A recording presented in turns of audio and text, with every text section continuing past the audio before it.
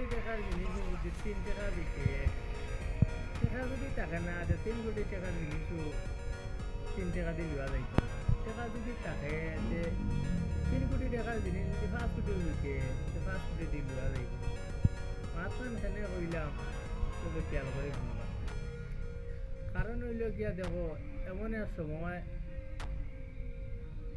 টেকা টেকা কইয়া অনেক মানুষ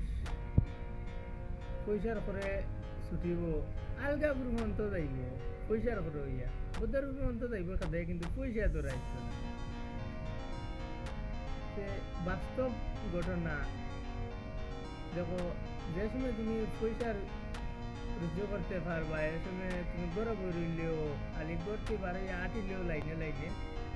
দেখো এ সময় পয়সা যে সময় ওরা হইব পয়সা তোমার খাদাইয়া ইয়া ধরবো তুমি পয়সারে খাদাইয়া ধরা লাগবে মাঠটা কেন কইলাম এলা কাহিনী অনেকর সাথে মিলে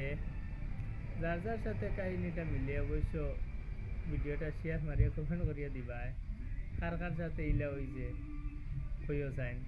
3 কোটি টাকার জিনিস 3 টাকা বিকলেও লওয়া গেছে না আর এখন 3 কোটি টাকার জিনিস 5 কোটি টাকা হইলেও লওয়া সম্ভব হয়েছে